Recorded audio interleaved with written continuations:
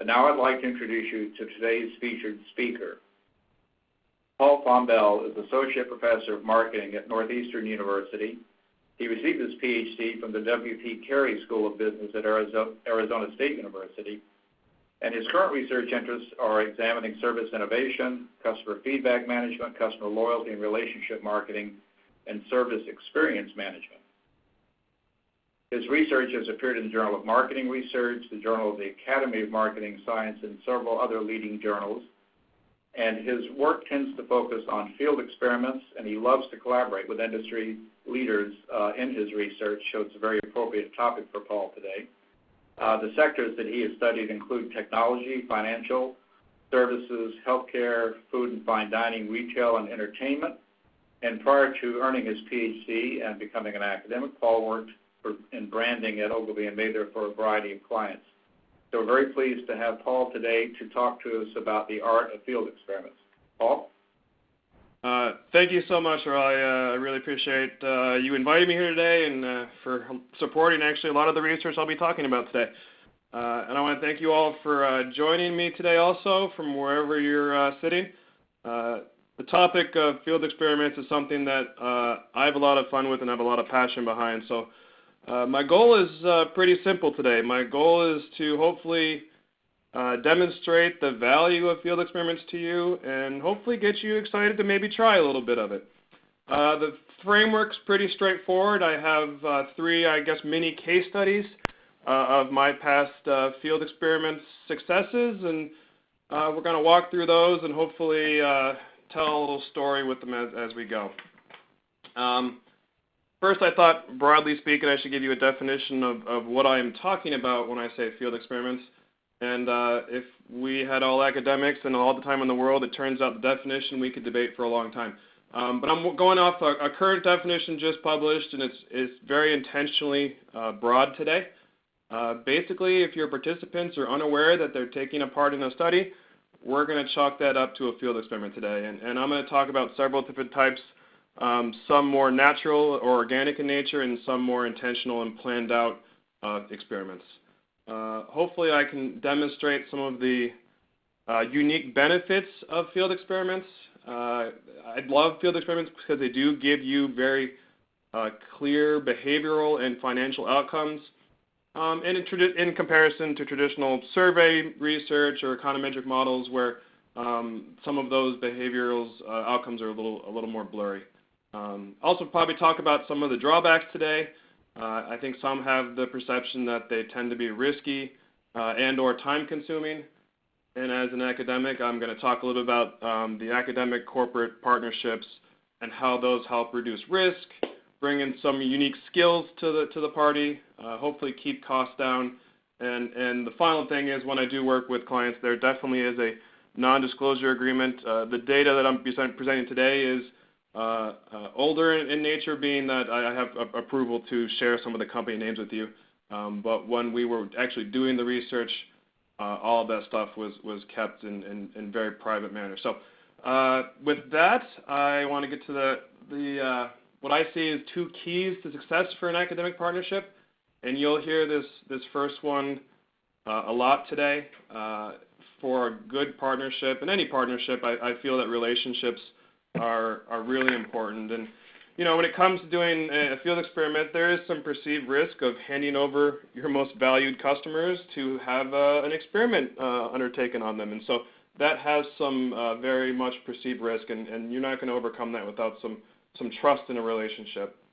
And even more important, I think, as academics, we're really good at coming up with our own really cool initiatives, ideas, things that we need to research. And I think when I start projects with my corporate partners, I really almost always have to start with the question of what is the managerial value of this project? And I kind of start with two very basic questions when I'm talking to managers. And the one that I love, and this is where I start, is what's keeping you up at night? What are the questions you're struggling with? What are the issues you're debating? And that's where I think I find personally the interesting ideas and topics to tackle in a field experiment type venue or in a variety of other different research media.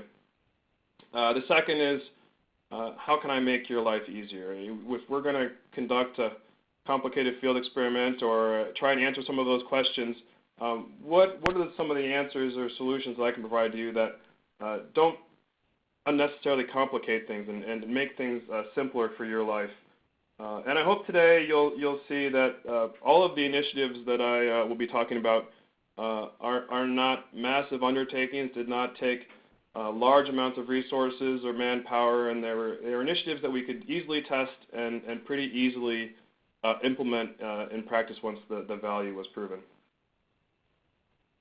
With that, I'm going to start the first project, and I'll present these in more of a sequence of how they occurred in my life. So they're in no order of importance, but more in order of how the projects have rolled out in life. And this one is a recently published work in Journal of Marketing Research, while the other two are still works in progress and have some ways to go as far as the academic publishing side go. But they have some really cool managerial implications right away.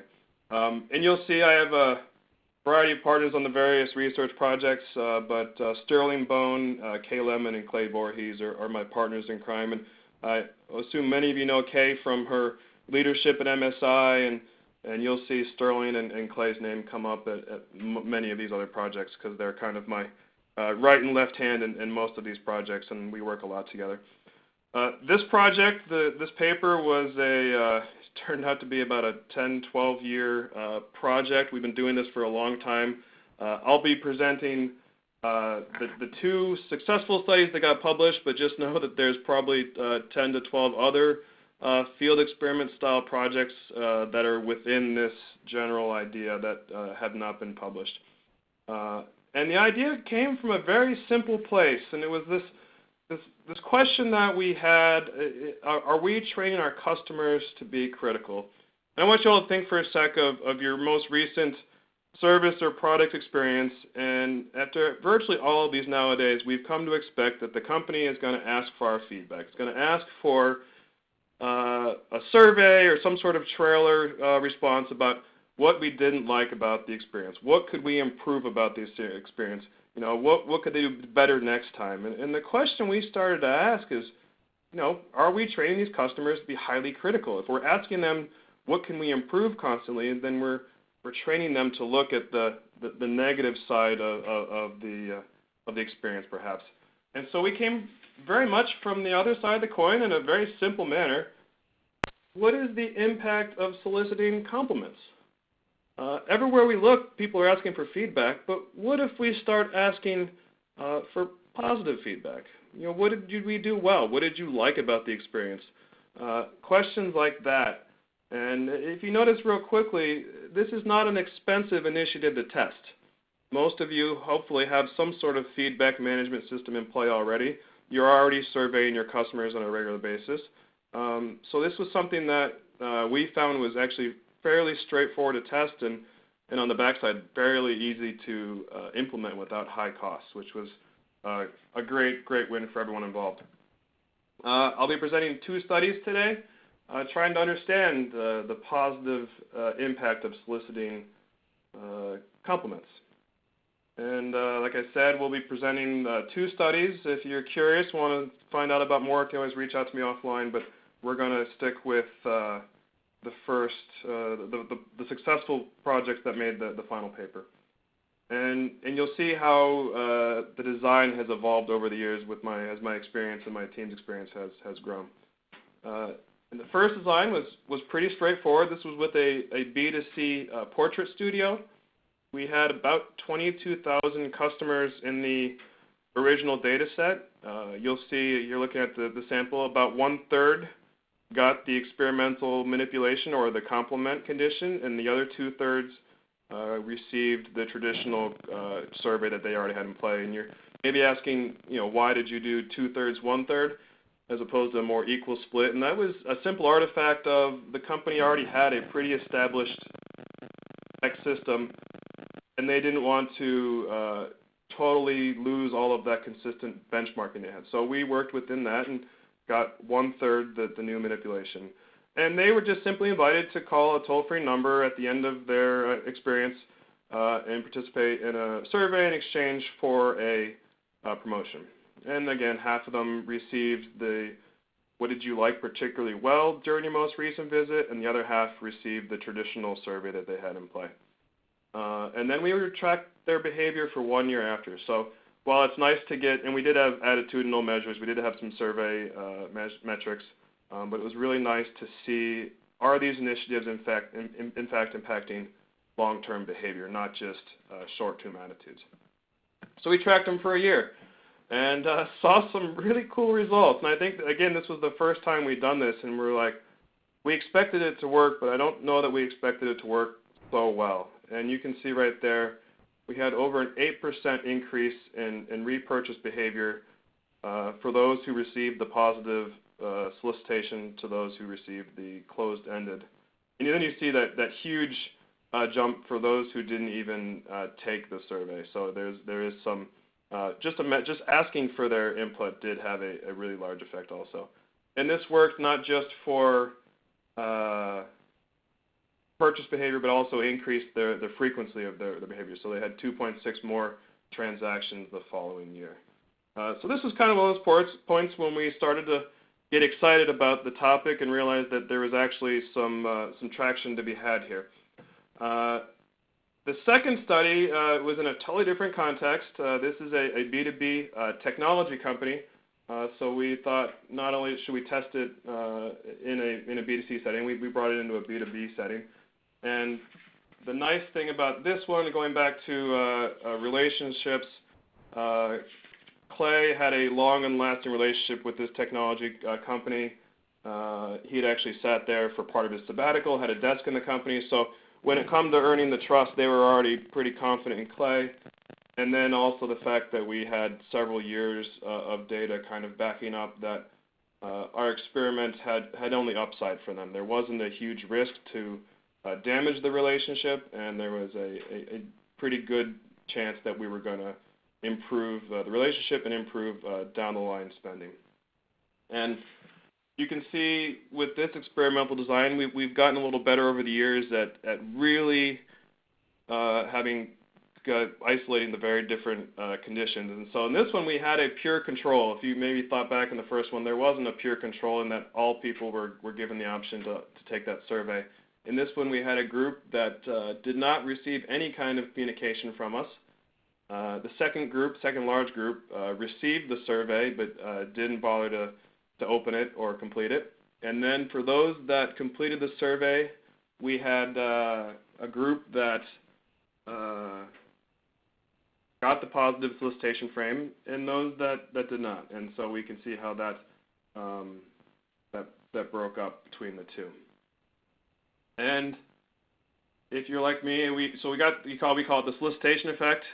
Seeing just from asking them for their feedback, mirror measurement effect.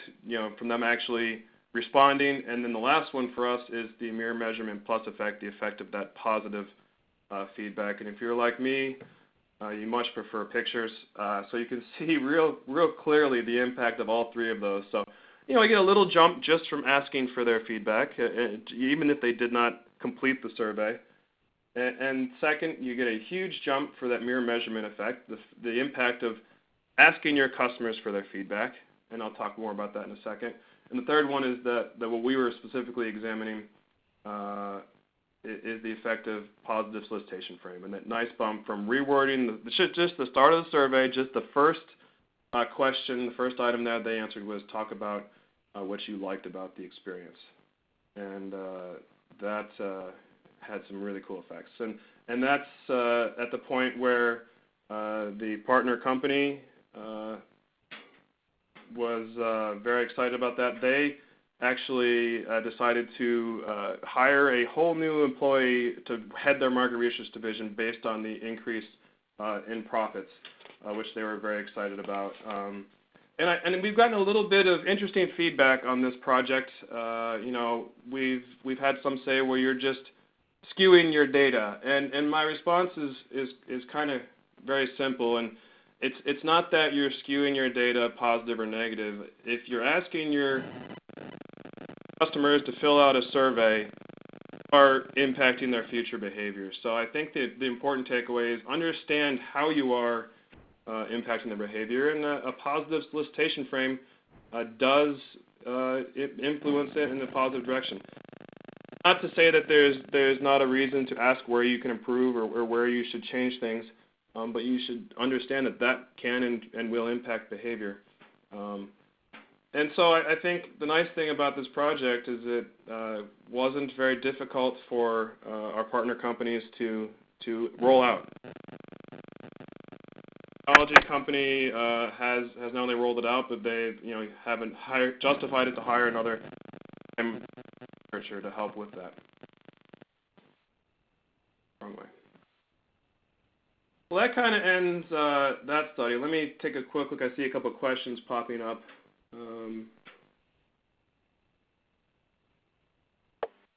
Yeah, Paul, there was a question of clarification. I think you may have addressed it with this recent example, but it is simply asking for the feedback in a positive manner that leads to these improved results, right? It's not only the people that responded with a positive comment. Simply being asked was enough to at least get part of that result. Is that correct?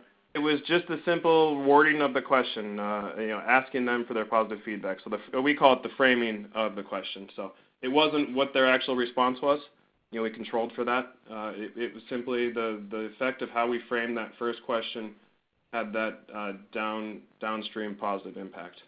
Yeah. Okay, and I think Robin has just posted a question that relates to that comment, which is there a kind of a self-selection bias here that only the people that were sort of positively inclined responded? Well, we controlled for that because it was across all of the positive and negative experiences. So there were some who, obviously were more positively disposed than others, but it was a large enough sample size that we think that it had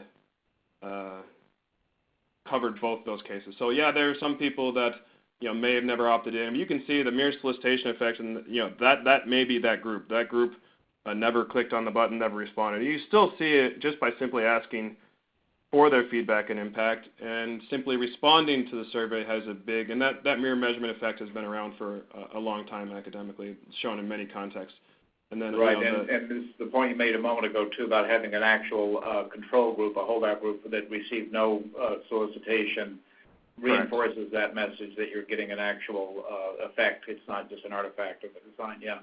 Yeah, and that was one thing we've gotten better at over the years when we were working with our partner companies is making sure that we have that control group. It's really important, and sometimes it's not as possible. It's not natural, or the firm has not wanted to hold out a population because of potential gains. Why would you hold out a group of people who are going to see the same gains? So there is some give and take in the design with working with partner companies there. But yes, if possible, that control group is a really useful key there. Let me ask one or two more questions, then we'll let you get back on track, and we will take some other questions at the end, including those that have already been posted but not addressed yet. So Paul raised the question about, do you see a difference in the quality of the feedback, whether the solicitation is framed in terms of a compliment or positively or more neutral or negatively? As far as what the actual feedback itself is, we have not done any text analysis of what the well, that's not sure we have, but it did. So we could count if we did some data mining with some cool text analytics software, which didn't actually make the paper, but we went through. The more positive their comments were, the more accentuated the outcomes were. So you still see the positive impact across all the conditions. But the more positive the qualitative comment was, the stronger the effect was. So, okay, one last question, then I think we should let you get back on track. And that was a question earlier by Yasha saying, do you differentiate between field experiments and A/B testing? Is there a distinction in your mind, or is that essentially two sides of the same coin? Yeah, I mean it is somewhat semantics. I think the field experiments takes the A/B testing to the next level with very careful controls and planned design, as opposed to just the pure traditional A/B testing. So they're very much in the same vein, but I do think the field experiments helps take those A/B testing to the next level and provides just a stronger level of confidence in the results. Okay, that's great. We'll let you get back on your presentation then, and we'll keep tracking these questions and come back to some of towards the end. So thanks again. Thanks for helping me track them. I'm seeing a lot pop across my screen. And it's very busy. You're generating a lot of comments here. It's great. Great. No, I appreciate it.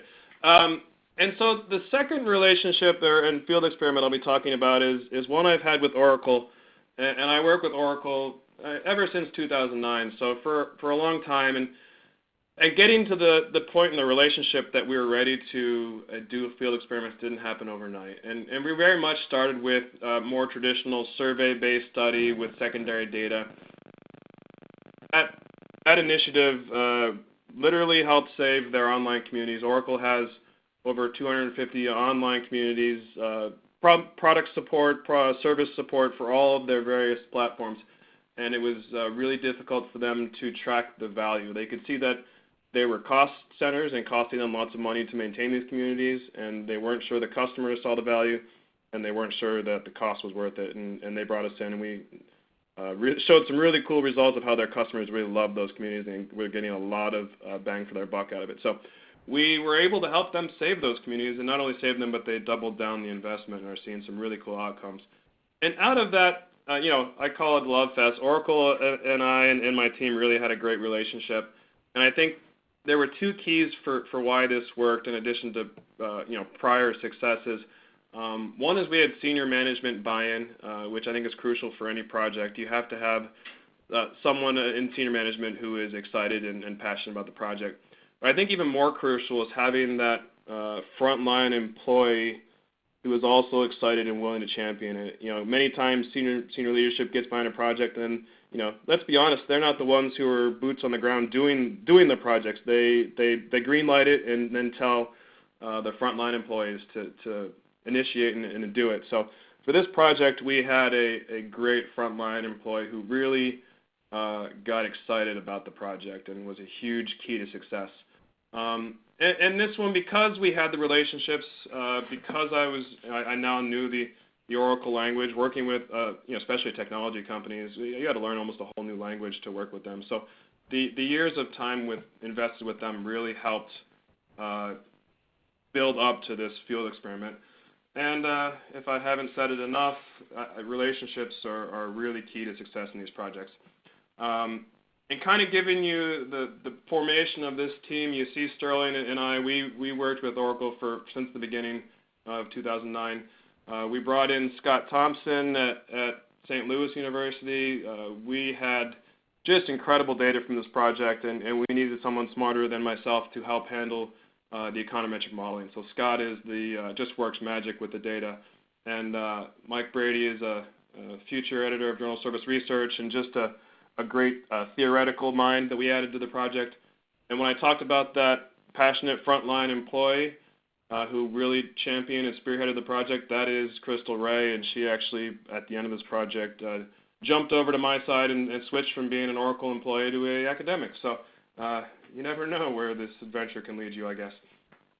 And while the other initiative worked with online communities, this project really focused on service innovation. And if you're on this phone line, you all understand the value of staying innovation, keeping your innovation pipeline flowing, and the long-term positive impact of being an innovative company. And if working with Oracle, anything I learned is they seem to have a new innovation rolling out. It seemed like daily in my head. And so one of the questions that we ask, and one that research really hasn't answered, is what are the impact of frontline employees on the success of these innovations? There's a ton of research looking at, innovation development, what makes the product more or less successful, how do we roll it out, how do we make sure that customers are adopting the innovation, but not a heck of a lot understanding those frontline employees, those who are actually interacting with your customers to help with the success or failure of that innovation. And we kind of examined two questions. And the first one was innovation timing. And let's see if you guys if you were in front of me, I'd make you guys raise your hands on this. It's a fun activity, but maybe write it down on a piece of paper. If you're real daring, put your answer into the chat function. I'll let you guys vote and see which you think is going to be the winner. One, when it comes to innovation timing, there's two options. You can give your frontline employees heads up, ample time to mentally prepare that the change is coming. And you'll see in this study it was about 2 to 3 months. So the other option is what I call pulling the Band-Aid. You tell them as it's getting ready to launch to the customers, you alert your frontline employees of the change. So if you're going to vote, do you think as a manager the best strategy is to give your employees ample time to prepare for the new innovation change, or do you think you should pull the Band-Aid and do it kind of all in one fell swoop? And that's the question we'll be tackling first today. And I don't see too many daring people jumping on. I see a couple now. Okay, so let's see. Put your votes in writing if you're daring. The other question that we have is this idea of a spillover effect. And so much innovation research kind of looks at the success and failure of an innovation in isolation, or one at a time. And not very many companies are doing one initiative at a time. And so we were kind of wondering, what is the impact of one strategy on future innovations? Is there a spillover or an impact of your strategic decisions in one instance affecting the second? And you'll see we have the ability to test that because we have two sequential innovations at Oracle. And this is a much more natural design. And this is how Oracle strategically decided to roll them out. This was not me or my team telling them ahead of time. This was very, very natural and organic. And we have two innovations studied. I suppose just for your own curiosity, we can talk about a little bit, but the implications don't seem to matter too much what the exact one was, other than that they were both deemed by the firm to be rather radical, big changes. These were not small incremental changes. So one was looking at their search technology, so this is for problem resolution, problem support, and the second one is back to their online communities, and they really radically innovated on the platform. And you can see in a B2B context, this does take time. The timeline for this was about a year from start of the first innovation to the close of the second. And we had, for the first technology, for the search technology, we had 4 waves of surveys with these frontline employees. One before the pre-rollout, before customers got it. Wave 2 is when both the employees and customers got the innovation. So this is the manipulation where the frontline employee has 2 to 3 months of prep time. And then we have 2 follow-up waves once both parties are involved with the innovation. Second one, quite the opposite. There was no build-up, no lead time for the frontline employees. We pulled the Band-Aid, and the innovation was launched with the frontline employees and the customers concurrently. And the results are kind of cool. So I don't know who voted for the Band-Aid option, but it worked. That would be the best option. Could you see here, before the customer gets the innovation, so that wave 2, there is a big drop in search satisfaction, and satisfaction with the innovation. And once the customer gets the innovation, you see the effect rebound and stabilize. And so the question is, why do we care about search satisfaction from the employee side? Well, that directly correlated to their likelihood to recommend that innovation to their core customers. So you do see that when you give your frontline employees too much time to think about a new innovation, that there's some sort of rumination effect or stress of how their most important customers are going to handle the innovation. And so there's always the alternative hypothesis here that there is a learning effect, right? This is just going to happen with any innovation. When it rolls out, there's a slight dip that just organically happens, regardless of your strategy. And so we were able to test that with the second wave of data. And in fact, we don't see that. When we pulled the Band-Aid and just did it concurrently, you don't see that cliff or that drop in satisfaction. It's stable across. There wasn't time for the employees to stress about it, to ruminate about it, to think about all the potential negative effects that happen. Second question that we asked is there a spillover effect? And Scott would be sad. I've really gone fast through the econometric models. Scott did some really cool magic behind the scenes to get to these results. If you ever want to see them, you can ask me and I can share that. But for the sake of the presentation, we've simplified the results a lot. But there was a clear impact of the innovation in the first innovation affecting the satisfaction and the likelihood to recommend of the second innovation. So you can't research your innovations in isolation. You can't just look at the success and failure of one without looking at the other. And I guess we have two quick managerial takeaways. You know, timing is important. So when you're rolling out new innovations, make sure you understand the impact of your choice and your strategy. And kind of on a broader level, and this is something that a big group of academics are really trying to push, is spending more time understanding the impact of those frontline employees, those crucial employees who are interacting with your customers on the front line. So this really adds some power behind that statement, that we really need to understand those frontline employees. And I guess to kind of finishing up this project, we're still working on it. We're actually in the process of looking for a follow-up study to perhaps really understand the mechanism, the why, what is really going on here. We have some really cool effects. And, you know, some of the limitations, we don't have those attitudinal measures to really understand, is it that rumination effect, is it that stress effect that I talked about? So if that is something that excites you, drop me a note. I'm looking to play and figure out what the next steps in this project are. Earl, do we have any questions I should stop for on this one before we get to the final case study? Yeah, I think maybe one question.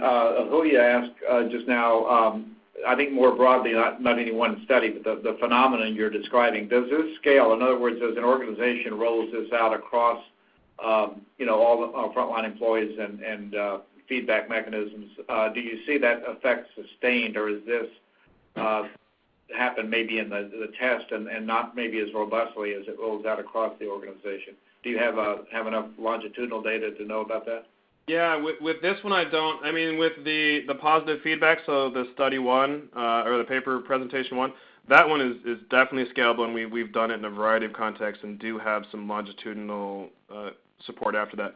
And then the project, the third case study I'll present here has some really cool results at the end that support that. But I do not have the long-term results on this, and that's why I think I do need a follow-up study. But I do think scalability-wise, it is not an expensive, or it's probably actually even a cost-saving measure to not have the big ramp-up. So I do think it's scalable for sure. Well, you know, to back up to something you made at the very outset, a point you made, having a true field test with control groups and so forth, the subjects in the experiment don't know, in this case, that they're being subjected to an experiment. So many times if the subjects know that, the so-called Hawthorne effect kicks in, knowing they're being studied, they may act differently than they would under normal circumstances, but presumably that's not an issue when you do these field experiments. That's exactly one of the big values of a field experiment. You know, there is artifacts in the data when people know they're being studied. So I do think that's one of the reasons I have such a passion for field experiments. And there's one other question I want to get to, because several people had raised this, and it has to do, I think, with the confidentiality of sources and how this gets reported. And it goes back to your point about we have a mixed audience here, both academics and corporate folks that may not have experience working with each other in some cases. So how does IRB work when you're doing field experiments in order to get something published in an academic journal? Could you maybe just briefly address a little bit more the confidentiality? Absolutely. And at a base level, any project that I do as an academic has to go through, you know, an academic IRB approval. So all of these projects do have approval from internal university, safety checks. But also, all of these have gone through legal with the company's lawyers. And we could talk a while about that, successes and failures I've had where I've worked with management and had the project ready to go, and lawyers have raised red flags. So these have all gone through extensive legal checks on both sides, and we do work through the details of the non-disclosure agreement and when and how the data can be published and shared in presentation format like this. So. Okay, there's one more specific question from Paul that relates to the Oracle example, and that was were the employees surveyed in that study only the frontline customer-facing employees? Was it employees pretty much across the organization? Would that make a difference depending on who you were surveying among employees? Yeah, that's a great question. And this was specifically the frontline employees that were involved in the implementation. So you can imagine there were some employees that were involved in the testing of the innovation, the development of the innovation, and this would have a very different impact on them. So this was only those who were in charge of interacting with the customers, so the frontline employees. And I do think this result is specific to them.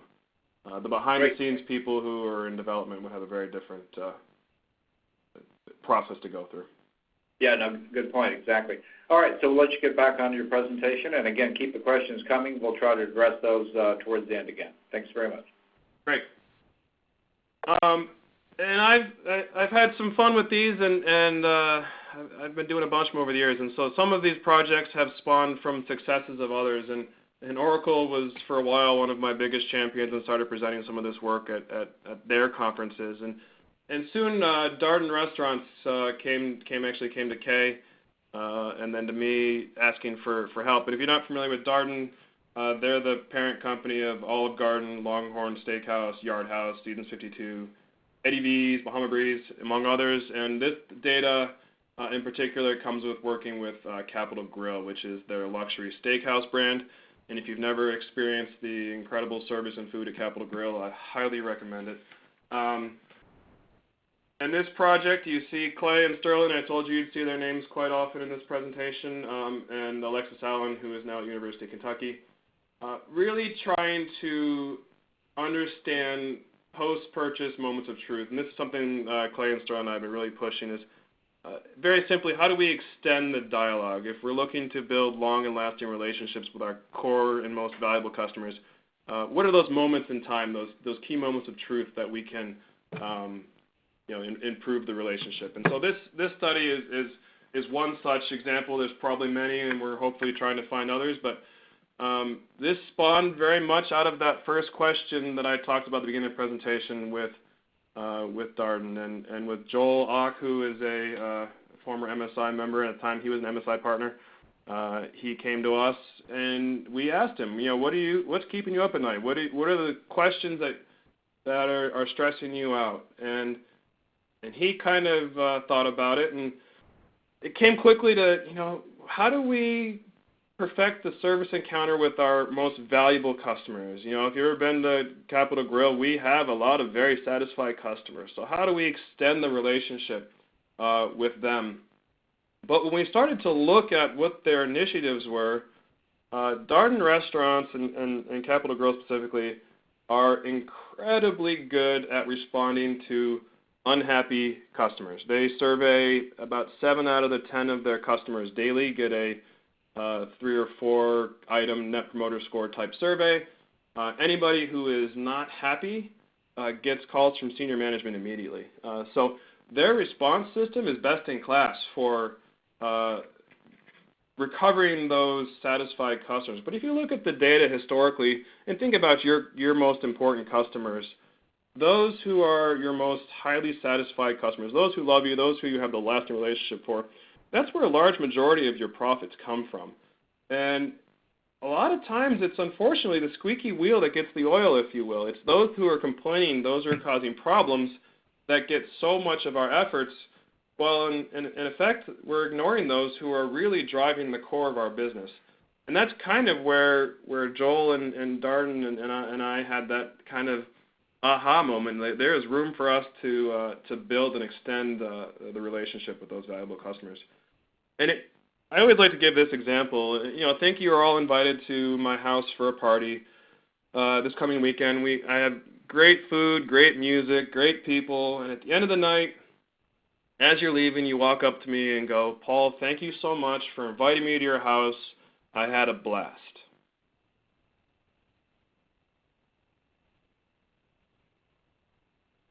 It's really awkward, right? That silence is not socially normal. If someone says thank you, you need to respond, and it's even more awkward staring into a silent phone right now. But that's what a lot of companies do. They get this successful survey. Hey, we got a 10 out of 10 on the Net Promoter Score. Success, we win. And they chalk it up to the win and kind of quietly go about their way and kind of then go back to handling the complaints and the upset customers. And with this project, we really wanted to examine the impact of, very simply, a thank you. How do you respond to those satisfied customers? And kind of going to, we called it proof of concept at the time, but when working with a company the size of Capital Grille and Darden, what could we do to reduce perceived risk? If I'm going to go do a field experiment with your most valued customers and manipulate and send emails and connect with them, how can I reduce risk? How can I, as a researcher, show you that there's only upside here and there's no downside for these most valuable customers? So we actually had done a few studies in this area in the past with the team. I'll just kind of quick highlight the first one just to show the gap in the practice. We sent out compliment letters and complaint letters to a variety of companies all over the country. And in this particular sample, only about 10%, less than 10% of the compliment letters got a response, while over a quarter of the respondents who complained got a response. So we're good as managers that we know when we get a complaint we should respond, and I'm not in any way advocating that's a bad idea. You definitely continue that. But I think we also are missing an opportunity to respond to those valued customers. And that's where this study really got traction. And we have a variety of lab experiments with this paper, but for the sake of this talk, I'm focusing on the field experiment. And it was pretty straightforward. Again, you can think about it as a manager to implement this. The technology and the infrastructure was already there. So at a basic level, the guest sends a thank you note, a compliment, and you'd be surprised at, no, maybe you wouldn't, but the large notes people would write. We had the 4 Net Promoter Score questions, and then there was usually an open response, and people would write great compliments for birthdays, for business meetings, for special events, for anniversaries. There was a variety of very happy people.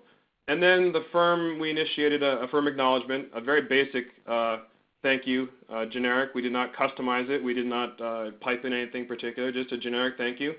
And then for those academics or psychology-focused people, the reciprocity is restored. The desire to close the circle, if you will, and the relationship was strengthened. And for the managers out there, we hopefully will connect it to increased spending. And again, you can see the very clean and simple design. We had those. First, we filtered out just those who were highly satisfied. So we were looking at only the highly satisfied customers here. You can think very quickly. There is the big threat for a ceiling effect. If everybody is already super satisfied, how much higher can we go? Which I think is another reason why some studies don't focus on this group. It's hard to move the needle. But here we are anyway. So we had those who got the acknowledgement, a simple thank you, and then the other half got no acknowledgement at all. There was a follow-up attitudinal survey, and then the nice thing about new technologies is we can get access to cool data. So they had open table tracking their behavior, spending, repeat purchase, repeat visit, and actually number of people in their party, so we could track how many guests they brought. First results, we did move the needle a little bit on the relationships. You can think about Capital Grille as a pretty masculine brand, so we didn't damage the relationship there at all. And we are also able to improve some of those soft attitudinal measures with the women. And if you're like Joel, you were sitting there politely trying to pretend this is a really cool result, and our manager's kind of nodding along. He's like, okay, that's adorable. Now show me the real results. And luckily we had them. And we've standardized these results to kind of protect Capital Grille and their actual numbers here.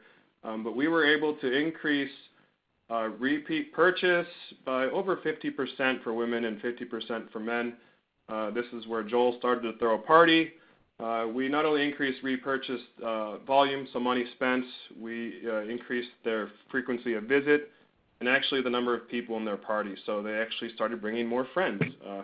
So here is the place in the study where the management was super excited. If you could increase your purchase behavior, especially at Capital Grille, where a bill is not small. This is a luxury restaurant, so we increased their purchase behavior by 50% in a 12-month period. We're throwing a party.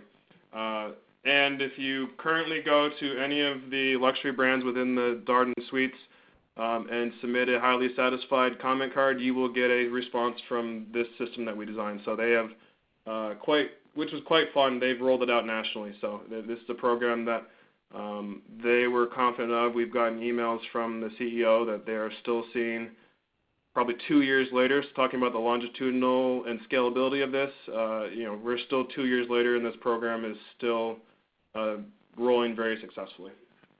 Kind of a follow-up study we did, which was kind of interesting. What is the best timing if you're going to respond to your customers? How and when do we do it? And the results are quite clear. We did this in the lab and in the field. And if you respond too fast, it looks disingenuous, it looks automated, and doesn't have that positive impact. But there's also a wear-out effect. You can't wait too long, or else you're going to lose some of the positive impact there. So the sweet spot is right around 8 days to delay the response of the letter. And in other experiments, we did test incentives and various social prizes and didn't see that much of a change, which was good news to management. You don't have to bribe them. The impact of the thank you was so impactful that it had enough of an effect. And you can kind of see that from some of these qualitative comments. We got thank yous for the thank you, and it extended the dialogue in a really cool way. And the old saying is that it starts from the top, and I can easily see from your gracious note that it certainly does. Again, thank you for a great dining experience. So the letter, the acknowledgement was signed from the CEO of the company. And you can see, you're welcome. The least I can do is let everyone know they're doing a great job. Hope to dine there again soon. And so we kind of not only closed the loop the first time, we've extended the dialogue into new points or moments of truth. And we got this nice email from the president soon after the project, and I love the fact that I've never had so many pen pals, and I've never made so much money. And we're kind of excited to keep tracking this. We're hoping to get some more longitudinal metrics from them, hopefully in the near future. So to close this study out and then answer a couple questions if you want, there's a variety of ways that you can connect with your customers and extend the dialogue, extend the relationship. This is one of them, and a very simple and powerful one. And it does underscore the importance of your feedback management systems. And I think all of these studies, or the first and the third study especially, if you are going to ask your customers for feedback, you should really understand what is the impact of asking them, how you ask it, when you ask it, and why you ask it. And so I have a variety of other projects in this realm, and it's kind of a fun place for me to play.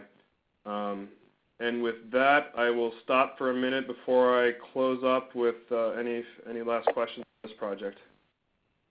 Yeah, thanks, Paul. That's great. There are a couple of questions. It's interesting. A couple appear to be from academics asking about some of the frankly, just the mechanics of working out these types of collaborations, and one from the corporate side, I think, addressing the same issue. So let me frame this up for you then. A couple of folks, Sunil and Diptiman, said, what are the journal editors, reviewers looking for when it comes to field experiments? And since it's difficult to get permission from just one company to do these types of studies, as you mentioned, is it better perhaps to do a study of aggregate data or multiple companies or something where it's easier to disguise that?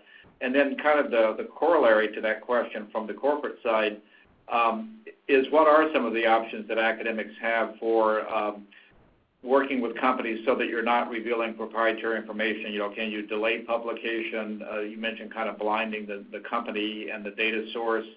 You even alluded to maybe having to jiggle the numbers a little bit for illustrative purposes in a talk like this. So just your comments about the practicalities from both the corporate side and the academic side of getting access to this type of data, publishing the kind of things academics need, but doing it in a way that respects the concerns of the business partner. Absolutely. I'll do the short answer on the academic side. It's a small war.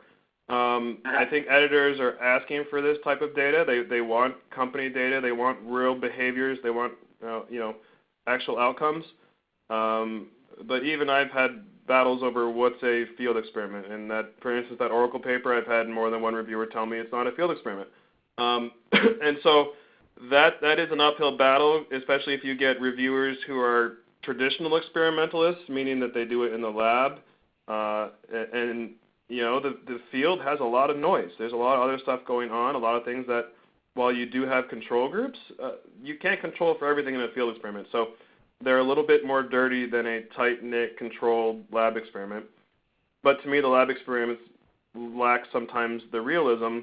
And we've been debating, for instance, with the Oracle project, how do we, you know, maybe isolate it in a lab to get to some of the mechanisms. And I don't know that we'd get the same results if we did in a lab, because you know, it's just, you can't ask people, well, do we go with the Band-Aid or do we delay the launch? And I think a lot of people would go with the first, you know, delaying the response is the better managerial strategy.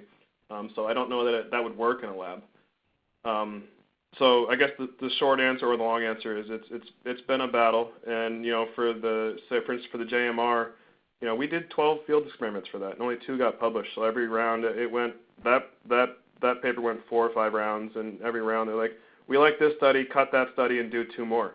And you know, these longitudinal field experiments take months, if not years. So you want to bang your head against the wall sometimes. Working with companies is a little bit easier as far as answering that question. The blinding the company, when we publish it, we can talk about a large technology company as opposed to putting Oracle in the paper. Also, the competitive advantage, you know, by the time that we give the results of the data to my partner firms as fast as possible. You know, with real-time decision making, if I don't have it yesterday, it's too late. And so as academics, I have to recognize that. So I deliver my managerial takeaways as fast as possible, so they have the ability to move with that information. That means, from the academic publishing standpoint, these publications lag 2, 3, 4, 5 years sometimes. So by the time it rolls out, the company has long since moved on to the next project. For instance, with the Darden Capital Growth project, when we rolled out the follow-up survey and the tracking, they did not want to let us. They obviously have a very big internal feedback management system, but it was provided by a third party, and they were quite confident that when the third party saw what we were doing, that they would package it and resell it. So they asked us to take it away from them, and we did it internally on our own systems at the university. So you know, we actually had an asset there for competitive advantage and secrecy by doing it as academics. And every company project's been a little different as far as what the needs of secrecy and privacy are and stuff that we always talk through. And I've never had a big issue with that as far as if there's a need for delicate handling of the data. You know, everything's always handled on a secure server, password protected.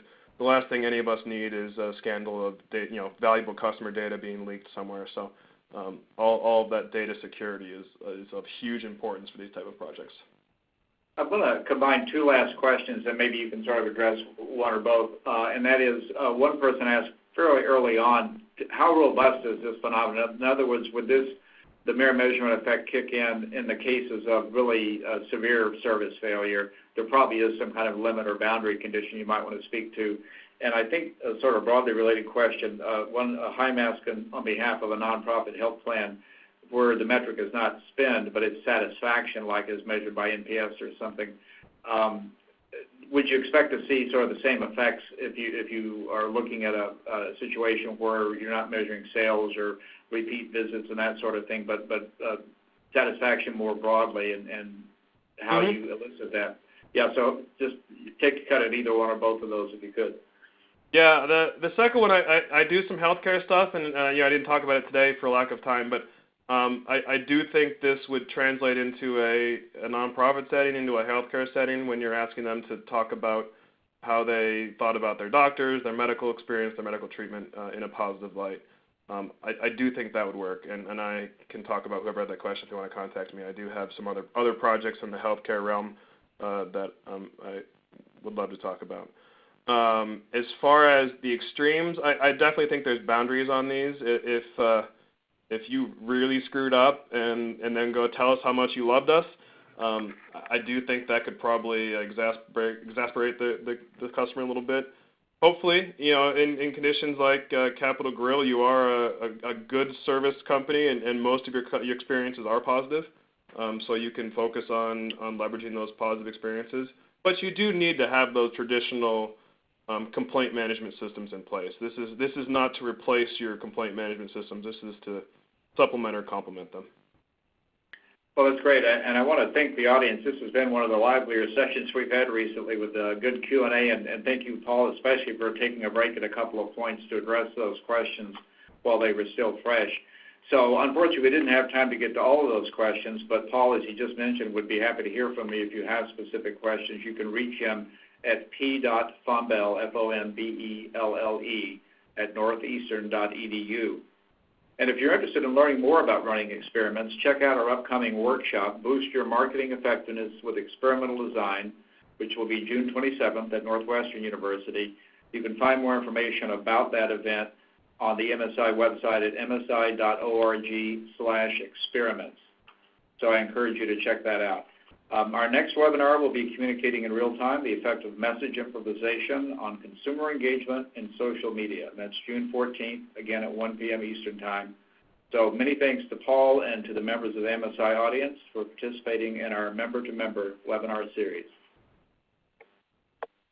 Thank you very much, everyone. I had a blast today, and if you have questions or comments or want to play, I love doing this stuff. It's something I'm passionate about, and got some good support networks behind me to help you out.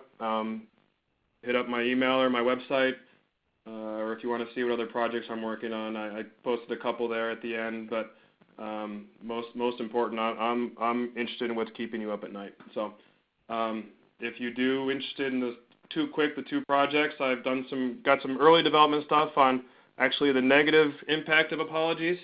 So actually apologizing isn't always the best strategy, kind of cool. And also another one working with Clay over at Michigan State of how we can increase positive word of mouth in social media. So, we're all putting money into social media. I'm working on some initiatives of how to increase the volume of those positive feedback in a social media realm. So I'd love to hear from you. Thank you all for coming. Thank you, Earl, for having me. You bet. Thanks again, Paul, and do follow up with Paul because he, as he said, he loves to have these types of collaborations, and we love to support them, and we appreciate the great work he's done over the years with MSI. So again, thanks to the audience, and we'll look forward to seeing you at our next webinar. Thank you.